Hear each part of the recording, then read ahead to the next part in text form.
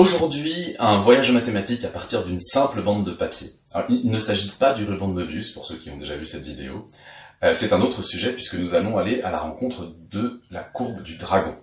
Alors la courbe du dragon est un objet purement théorique, mais on peut s'en approcher, on peut comprendre un peu à quoi ressemble cet objet avec une simple bande de papier. Il s'agit tout simplement de plier cette bande de papier en deux, et puis encore en deux, et puis encore en deux, un certain nombre de fois, et vous marquez bien les plis et vous dépliez la bande de papier, en vous arrangeant pour qu'à chaque pli, il y ait en gros un angle droit, à peu près. Ça, c'est une étape vers la construction de la courbe du dragon. La courbe du dragon, c'est celle qu'on obtiendrait, et je me dis bien qu'on obtiendrait, parce que c'est rigoureusement impossible, en pliant une infinité de fois la bande de papier, et en faisant des angles droits en la dépliant. C'est évidemment impossible physiquement, mais théoriquement, on peut regarder à quoi ressemble cet objet. Et il se trouve qu'avec un peu d'imagination, c'est une très belle courbe, qui peut évoquer éventuellement un dragon avec un peu d'imagination. Bon, les premières étapes, c'est un peu moins joli, mais il y a plein d'observations et de questions intéressantes à se poser à propos de ces premières étapes de construction. On peut regarder à quoi ressemble la première, la deuxième, la troisième étape de construction. Et voilà, quelles questions on peut se poser. Par exemple, on peut se demander, les virages vers la gauche, vers la droite, dans quel ordre ils arrivent? Ça a l'air d'être un peu n'importe quoi quand on regarde une étape un peu avancée. Ça a l'air d'être un peu bricolé, un peu chaotique tout ça. Et en fait, c'est assez bien rangé. Et en fait, il y a deux méthodes complètement différentes qui permettent d'anticiper l'ordre des virages dans une étape à partir de l'étape précédente. Donc l'ordre des virages, c'est vous vous placez sur la bande, comme si vous étiez dans une petite voiture, vous suivez et vous regardez si vous allez à gauche ou à droite. Donc vous pouvez écrire une série de gauche et de droite, droite, gauche, gauche, droite, droite, droite, gauche. Et la question est comment on fait pour faire le lien entre une étape et la suivante. Deux méthodes complètement différentes. Première observation. Une étape de courbe de dragon s'obtient en mettant bout à bout deux exemplaires de l'étape précédente. Pour se convaincre de ça, il suffit de regarder ce qui se passe quand on déplie la bande. Une fois qu'on a plié, on déplie, on déplie, on déplie. Et clairement, l'étape, la dernière fois où on déplie, ce qu'on est en train de faire, c'est on a l'étape précédente où on a plié une fois de moins, et on la recopie deux fois bout à bout pour obtenir l'étape qui nous intéresse. Là, ça se voit normalement assez bien avec cette courbe du dragon bleu et cette courbe du dragon jaune.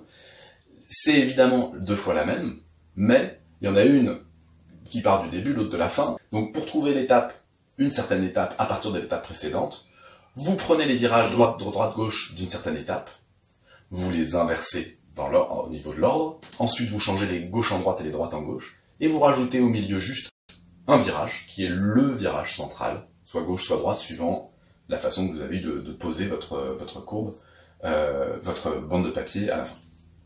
Première étape donc, on prend tous les virages, on inverse l'ordre, on change les gauches en droite, les droites en gauche, et on rajoute le virage central.